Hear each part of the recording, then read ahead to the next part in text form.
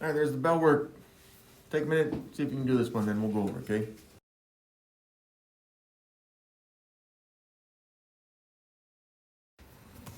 All right, let's go ahead and get started right here. And this is a problem like we saw in that last section. But remember, we're going to start seeing equations that have this type of stuff in. So there is some distribution, we know, because we have this set of parentheses right here. So we're expecting to distribute something. Remember, distribution represents multiplication. So right here, when I take this 2 and distribute it, not only is it 2, but it's a negative 2, okay? Remember, it takes the operation to its left as its sign, so it's a negative 2, and it's being multiplied by the 3x's. So it's negative 2 groups of 3x's, which would be negative 6x's. But then we have the other distribution to the 5, which is negative 2 groups of 5. So that would result, negative 2 times 5 is negative 10. Okay, now, of course, we're not distributing the negative 2 to the 15 because it's separated by addition, and distribution is only multiplication. So do not distribute to the 15. But we do get to drop the 2x there and the plus 15, okay? So it's not like we've made the expression smaller, but we made it so that we can now combine like terms because all of the distribution is complete. And right here, I see that I can combine my x terms. Okay, so how many x's would that be? Well, you got 2 of them and then negative 6 of them. When you combine that, I would put that in as 2 minus 6, which is negative 4, okay? So that's how many x's we end up with. But then also we have these constants. You got negative 10 and 15, so that's negative 10. We're going to add the 15 right there. And, if you need to, put that in the calculator. You don't have to do this stuff in your head. In any case, you're going to end up with a plus 5 on this one. Now, that's pretty good. If by chance you had that, the order changed on that one, as long as the signs remain the same. 5 is positive, and the 4x, as long as it's negative, you're in good shape. Either one of these will do as the simplified form of the expression that we started with. Here's our objective. I can solve equations with 2 principles of equality. Take 15 seconds and copy that down, please. Now today we're only going to be seeing 2 principles of equality, which we'll go over, but remember that in the future we're going to be seeing some of that combining like term stuff or distribution kind of stuff in our problems. So expect that to happen, although we probably won't see it into today's problems or assignment, all right? But 2 principles of equality, remember we use those principles of equality with more purpose than just to use them randomly. We're trying to make zeros and also to make ones. We'll go over that. A quick review, though, expressions, which is what the bell work was, that is simplifying an expression. The difference between an expression and an equation is that the equations always have an equal sign. And do remember that an equal sign is a comparison of values. For example, you can compare 10 with 7. It's just a false statement, that's all. Okay, now you could make it true by saying, well, what if you did 7 plus 3? Yeah, now it is a true statement. Now, it may not even look true at the beginning. And yeah, there's just a tiny bit of work for us. Hopefully that we have a little bit of experience with that. But 7 plus 3 we know is 10. And 10 does equal 10. Now it's a true statement. See what I'm saying? Now, the equations we're going to be seeing aren't really comparison between values like this. Generally speaking, they're not going to give us that 3 or maybe even the 10. They're going to say, hey, look, there's a variable. It's an x, an unknown, that we then must solve for. And we will be using principles of equality to solve these. And principles of equality just tell us whatever we do to one side of the equation, we must do to the other side. So a solution to an equation, just like that one we just barely saw, 10 equals 7 plus x. And we already saw that if you replace the x with 3, you get a true statement, right? Because 7 plus 3 is 10. So we're taking the x value. We're going to find whatever the x value is that would make it a true statement. Now, along these lines, we've seen equations where only one value gives us a true statement. What that means to us is that all other values would give us a false statement. For example, if I replace this x here with 10 or 15 or something like that, anything but 3, I get a false statement out of this equation right here, okay? The only value that makes it true is if I replace the x with 3. So when we say solve for x, or when you see solve for x or solve, it's really asking the question, what value of x will make the equation a true statement. And again, in this one that we made up, x equals 3, that would give us a true statement. So something like this one, and I know there's not any principles of equality necessary for this one. We know that if I take this x, if I just replace it with 50, then the equation would look like 50 equals 50, and yeah, that's a true statement. Now, just going along with the lines that any other value of x would make this false, yeah, you could replace it with any decimal value, any fractional value. The only value that's going to make this true, this original equation true, is if you replace the x with 50. I don't know, maybe I should put it like this. Okay, so if you replace x with 50 on this one, you get a true statement. Now, this is very basic to help us understand that there's only one value to replace into x to make it true, and that value of x is 50. But like we've seen in the past, when solving not just one-step equations, but two steps, is principles of equality may be necessary to solve some of the equations. And that's usually if it's, if we see any type of operations in the equation, all right? So we use addition and subtraction, just like we've seen before. We use these to make zeros. Now, the reason why we want to make zeros with addition and subtraction is because if we do, then we get to ignore those zeros, and we don't actually have to look at them. They'll still be there, we just don't have to see them, okay?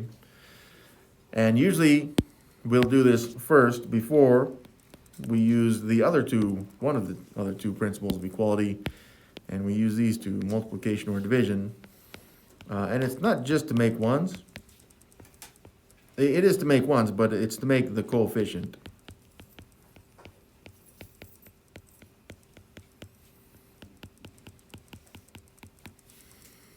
I guess not one's just one. We're trying to make the coefficient of one right here. So you're going to make zeros first, and then you're going to make the coefficients of whatever the letter is, 1. You're going to do this second, okay? Now this making zero business, I think we've used this terminology before, but this is called isolating the variable. Right there. See if I can move. No, won't let me. All right, making zeros, that's isolating the variable, okay? So if you see that we're trying to make zeros, what we're trying to do is just isolate the variable, okay? But again, that's the first thing we're going to do if it's necessary. Sometimes we'll see that only one of these principles of equality is used to solve an equation, but we'll see some that require two. Now in the future, like I've said before, just like we saw on the bell work, sometimes distribution or combining like terms will have to happen before we can use our principles of equality. And it will happen first. It goes in that order: distribution, combine like terms, isolate the variable, make the coefficient of x, or whatever the variable is, 1. So it's kind of a short process, but we'll get some experience with it, so hopefully you can remember it. So here's our first equation: -8 equals -5 plus x. Yeah, we can do this one. So principle of equality. Remember, I like to show I'm going to use a principle of equality with this type of setup. The reason why I like it is because this line that goes through the equal sign, it tells me that if I put something on the right side or the left side, I got to do it the other side. Okay, so it goes for both sides like this. And remember, I'm trying to isolate the variable, and for those of you that don't remember, and the coefficient is just the number being multiplied by the variable, there's a 1. Now I'm showing the 1 in green. You don't necessarily have to. You can make that a phantom 1. It's still there though, so if you want to see it, then show it. But what I really don't want is that -5 either added or subtracted to the 1v. So I want to get rid of it. And by get rid of it, I mean I want to make it a 0. So I'm going to add 5 there. Well, why add 5? It's because -5 plus 5 actually is 0. It's just if I add 5 to the right side of that line of the equal sign, then I got to do it to the other side as well. So I got to show plus 5 here. And you know from experience that I don't like to usually show this 0. I like to make it a phantom 0, but I'll show that it is a 0 here. So that line brings down the equal sign, -8 plus 5. Put that in the calculator, you get -3. And this allows me to drop my, well, 1v. So this is kind of our final objective. We want the coefficient of the letter to be 1, and this is already 1, which means this should be complete. Now I said it should be complete because we need to check to make sure it actually will give us a true statement. So it shows as negative 8 equals negative 5 plus v. That's our original equation. But I'm going to go in and I'm going to replace the v here with the value we think it is, and right now we think it's negative 3. So I'm going to put a question mark over my equal sign because I don't know if that's true. But negative 5 plus negative 3 actually is negative 8. And negative 8, last time I checked, is actually negative 8. That's true. Since replacing the v here with negative 3 gave us a true statement, now I know for sure that when I replace v with negative 3, I get a true statement. So that's actually what we would call the solution. So find the solution. We found it. It's negative 3. So you saw in that last problem, we used the addition principle of equality. On this one, well, we're going to want to make a 0 again. So to find this solution, principles of equality, right? Here's my setup. So I'm dropping my equal sign here. But I already have a 1v, which is kind of the whole purpose here. I do want the 1v, and I would just like to be able to drop it so that it's all by itself. 1v. So I don't want this plus 99 with it, as you can see here. I don't want it there. I want a 0. So we're going to make that plus 99 a 0 by subtracting 99. Yep, if I do it to one side, I must do it to the other side as well. So right there is 22 minus 99. That's going to give me negative 77. You can put that in the calculator. You don't have to do that in your head. And then yes, 99 minus 99, just like we planned, that gives us 0. Again, there is a plus 0 here. You just can't see it. It's a phantom 0. It's there. It's always there, lurking in the shadows, watching, waiting. It's there. Okay, so now we're pretty sure we got the solution because we got one W. If it wasn't a 1W, we would have to force that to be a 1W. We'll deal with that. But last thing we should do is to take the equation, the original equation, 22 equals W plus 99. And we just need to check for truthfulness right here. So I'm going to replace the W with the value we think it is, negative 77. And I'm just checking to make sure that this is true. So put it in the calculator if you need to, but negative 77 plus 99, yeah, that's 22. It's positive 22. So right here I get 22 equals 22. Well, that's true. So since replacing the W with negative 77 like we see here, that made a true statement. That means that negative 77 there equaling W, that's our solution. Now you may feel like that's taking a little bit more time than you need. I'm just trying to be thorough here because this is review stuff. And we've got to be able to do these types of principles of equality with one principle of equality in equations before we can do two of them, okay? But it's important for you to understand, we're trying to make zeros in those last two problems. On this one, we're going to try to make one. And there's a couple reasons why that is. But hopefully we can explain those fairly well. Okay, so I'm going to bring down the equal sign.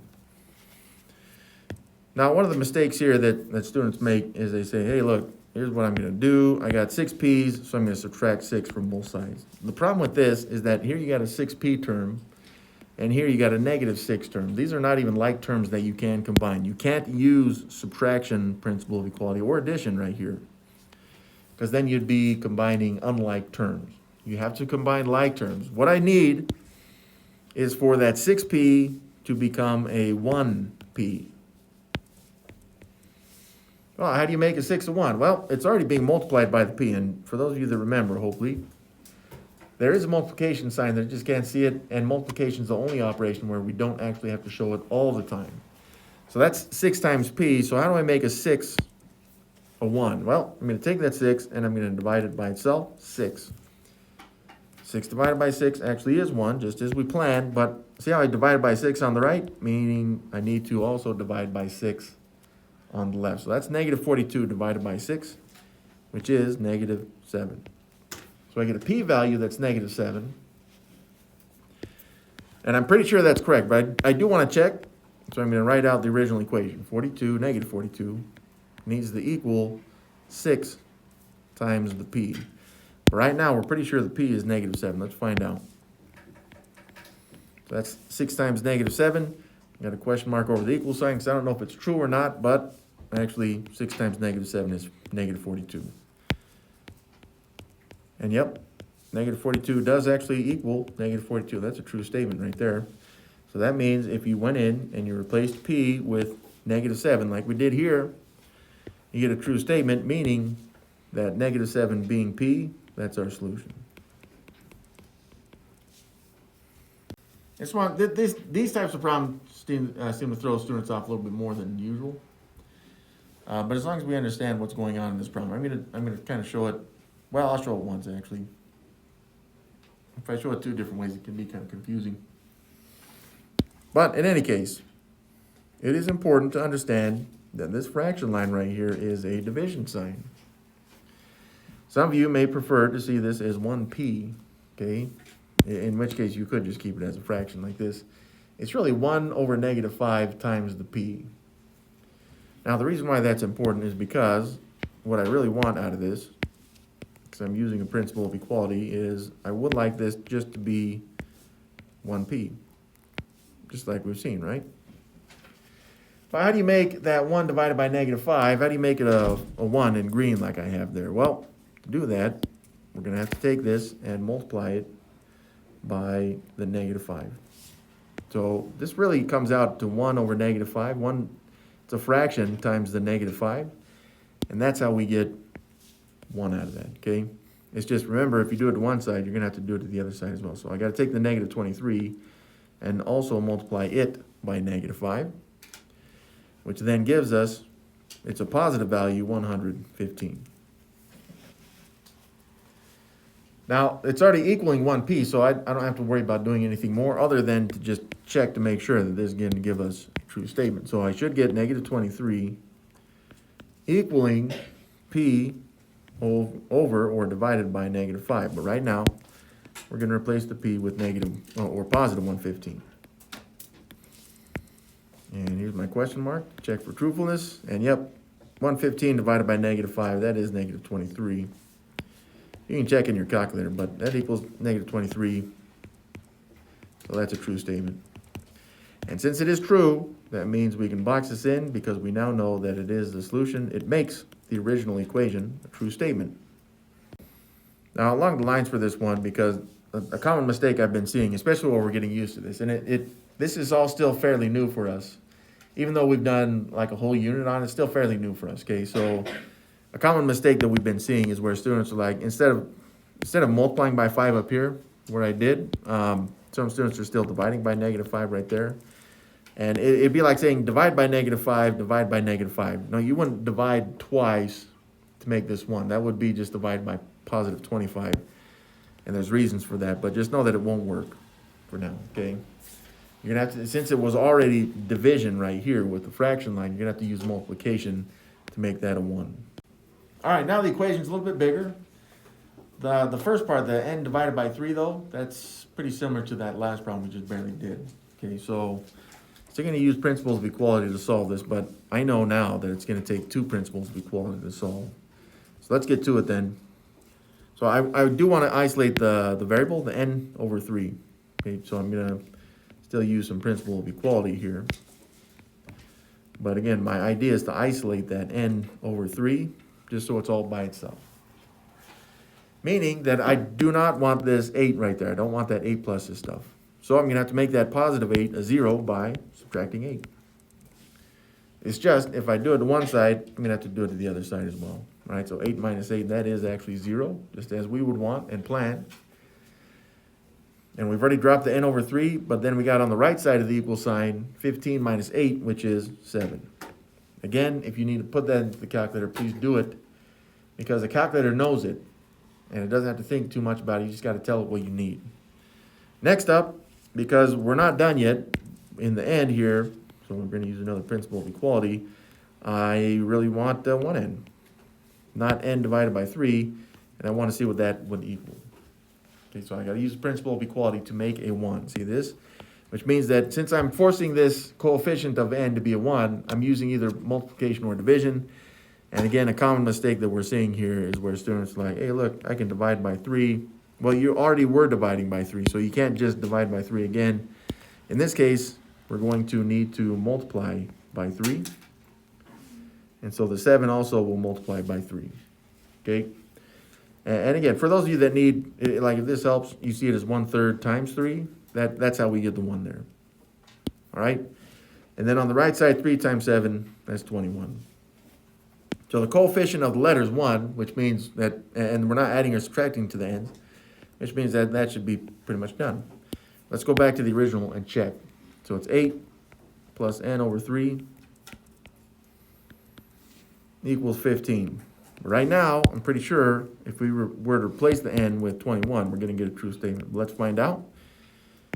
So there's my question mark over the equal sign. We're checking for truthfulness. 21 divided by 3 is 7. So now I got 8 plus 7 equals 15. I'm just checking for truthfulness. And do notice that I got the 7 right here. We saw the 7 already in this after we subtracted the 8, right? Because we're kind of working backwards on this.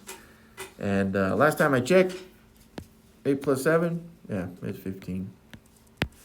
So 15 does equal 15. That's a true statement.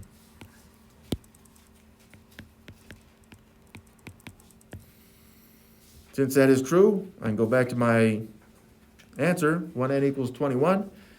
And 21, replacing the n with 21 made that true. So I now know that this is the solution. All right, here's this one. 33 minus 11x equals 121. Take a minute, try this one out, then we'll go over, okay?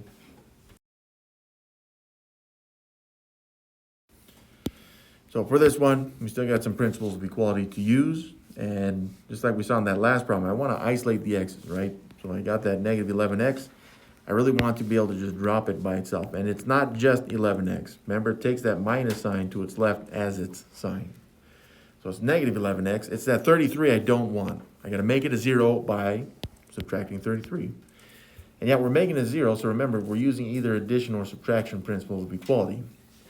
But if I did it to one side, that negative 33 minus 33, I got to do it the other side. So 121 minus 33, that gives us 88, looks like. So I now have negative 11x equals 88, but I don't want negative 11x's, I want 1x's, right? So I got my x here, I want one of them. Okay, so how do I change the negative 11 to 1? Again, we know to make the coefficient of 1, which is what this is. That's the coefficient of x, 1. To make a 1, you have to use either the multiplication or division principles of equality. And in this case, it's 11 times, negative 11 times x, so I'm going to use division. So I'm going to take negative 11, divide it by itself, negative 11. But in purple there, I divided by negative 11, so I got to do it to the other side as well. 88 divided by negative 11, which is negative 8. So I got 1x equals negative 8. And that should be done. But the last thing I want to do is just check to make sure that if I replace the x with negative 8, I get a true statement. So I go back to the original. 33 minus 11 times x needs to equal 121. So I take the x, I replace it with the x that we think it is, negative 8. And I check for truthfulness. Okay, so negative 11 times negative 8 is negative 88, which we've seen, right, when we're using principles of equality. So I got 33 minus negative 88 equals 121. And if you're doing this by hand, not that I would recommend it, but you're going to use keep change on this, it's 33 plus positive 88, which is then 121. Well, last time I checked, 121 does actually equal 121. That's true. And since it is true, I can box this in, and I now know that 1x equaling negative 8, that's our solution.